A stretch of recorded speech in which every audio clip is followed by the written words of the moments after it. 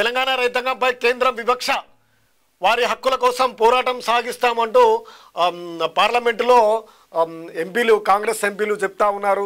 తెలంగాణ రైతాంగానికి తీవ్రమైనటువంటి అన్యాయం జరుగుతుంది. ఇప్పటికే రైతులు అనేక జిల్లాల్లో ఇవాళ కూడా చూసాము, దారుణాతి దారుణంగా ఒక ఆధార్ కార్డు ఉంటే ఒక పిండి కట్ట, ఒక యూరియా కట్ట ఇస్తూ ఉంటున్నటువంటి పరిస్థితి.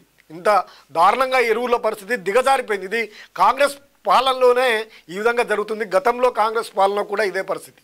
మరి కేసీఆర్ పాలన అయితే లేదు అనే చెప్పాలి. ఎందుకంటే యథార్థంగా అయితే ఇంత షార్టేజ్గా ఇంత ఇబ్బంది పడ్డ పరిస్థితులు అయితే అప్పుడు లేవు ఆ 10 ఏళ్లలో. కానీ మళ్ళీ ఇప్పుడు కాంగ్రెస్ అధికారంలోకి వచ్చింది, మళ్ళీ మొదలైందనే చర్చ రైతాంగంలో కలుగుతుంది. దీన్ని అధిగమించాల్సినటువంటి అవసరము కాంగ్రెస్కు ఉంది. మరి హక్కుల కోసం అయితే పోరాటం చేస్తూ ఉన్నాడు. యూరియా సరఫరాపై ఆందోళన ఎంపీ ప్రియాంక గాంధీ. కేంద్ర ప్రభుత్వం తెలంగాణ రైతాంగం పట్ల వివక్ష చూపుతుందని కాంగ్రెస్ ఎంపీ ఏఐసీ ప్రధాన కార్యదర్శి ప్రియాంక గాంధీ అన్నారు.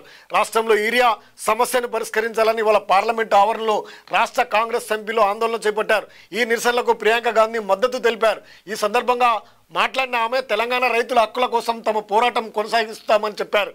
0 అవర్లో యూరియా సమస్య లేవనెత్తారు. యూరియా సమస్య పరిష్కారం కోసం ఢిల్లీలో కొనసాగుతున్న ఆందోళన కార్యాచరణపై ఎంపీతో మంత్రి తుమ్మల నాగేశ్వరరావు మాట్లాడారు. యూరియా సరఫరా చేయకుండా కేంద్ర ప్రభుత్వం చూపిస్తున్న వివక్షపై గట్టిగా నిలదీయాలని ఎంపీలకు సూచించారు. కాగా రాష్ట్ర రైతులు ఇబ్బందులను పరిష్కరించేందుకు తక్షణమే తెలంగాణకు 3 లక్షల టన్నుల యూరియా సరఫరా చేయాలని నిన్న కేంద్ర ఎరువుల రసాయనాల శాఖ మంత్రి జేపీ నడ్డాకు కాంగ్రెస్ ఎంపీలు వినతిపత్రం సమర్పించినటువంటి సంగతి. ఇది ఏది ఏమైనప్పటికీ రైతాంగం మాత్రం తీవ్ర ఇబ్బంది పడతా ఉన్నారు. ఈ కాంగ్రెస్ బీజేపీ ఇలా వ్యవహారం వల్ల అక్కడి నుండి ఇక్కడికి తెలంగాణకు రావాల్సినటువంటి యూరియా రాకపోవడం, అవసరం మేరకు రాకపోవడం, ఇక్కడ రైతులకు అందకపోవడం, ఏది ఏమైనప్పటికీ రైతులే తీవ్రమైనటువంటి ఇబ్బందులు పడతా ఉన్నారు. ఇక్కడ ప్రభుత్వం కానీ, రాష్ట్ర ప్రభుత్వం కానీ, కేంద్ర ప్రభుత్వం కానీ వెంటనే చొరవ తీసుకొని రైతాంగానికి యూరియాని అందించాలి. ఎందుకంటే ఈ సమయంలోనే ఈ పంటకు ఎప్పుడైతే యూరియా వేయాలనో అప్పుడు వేస్తేనే ఆ పంట దిగుబడి వస్తుంది, ఆ పంట నిలబడుతుంది.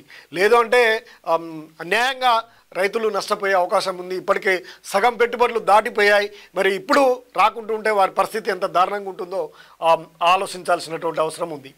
ఇక